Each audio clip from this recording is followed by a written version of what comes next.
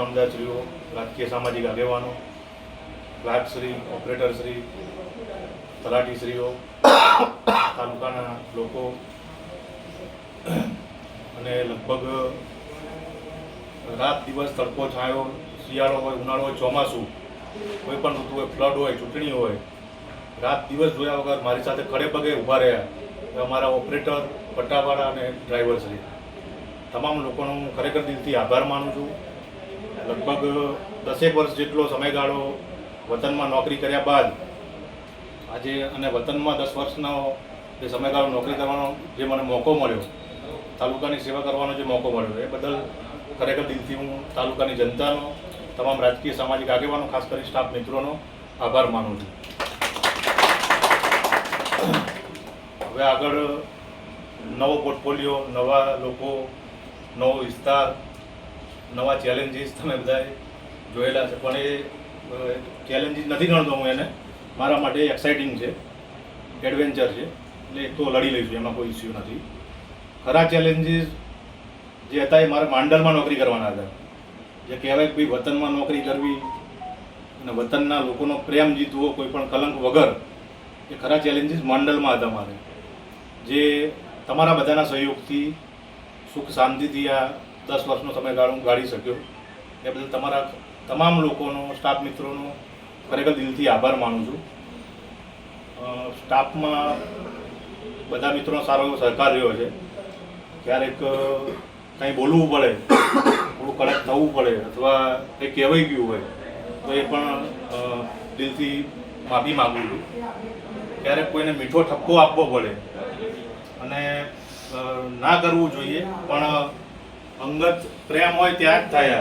એ ક્યારેક હાથ પણ ઉપડી જાય, બરાબર, એ જ્યાં અંગત હોય ત્યાં થાય એમ, બાકી તમે કરી શકો નહીં.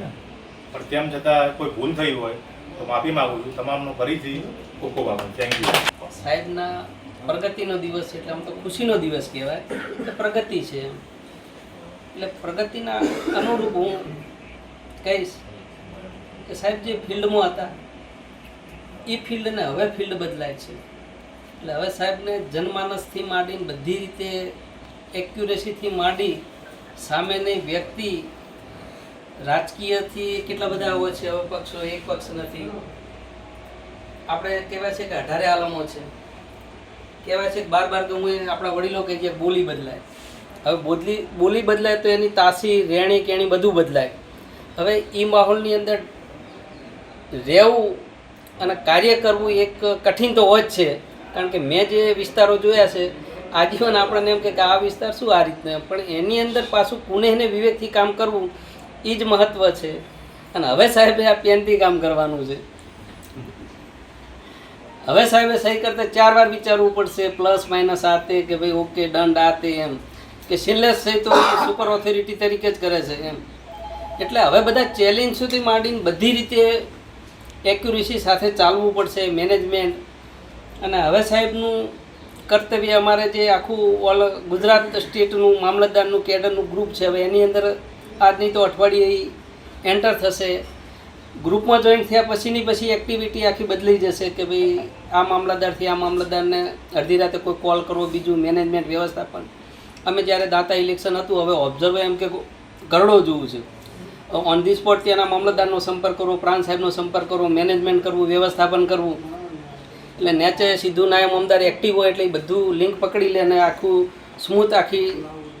કારણ કે લોકસભા, વિધાનસભામાં આઈએસ ઓફિસરો ઓબ્ઝર્વર આવે, લગીરો ઓબ્ઝર્વર નારાજ થઈ જાય તો શું થાય, એક લીટી લખી નાખે તો શું થાય, ઇલેક્શન ઉપર શું અસર પડે, ચૂંટણી પંચ એની કેટલી નોંધ લે. એટલે એક્યુરેસી સાથે રાતના 12 વાગ્યા સુધી ઉજાગરા કરવા, રાતના 12 વાગે ઉજાગરા કરીને એમ કે ભાઈ આચારસંહિતાની ફરિયાદ દાખલ કરો.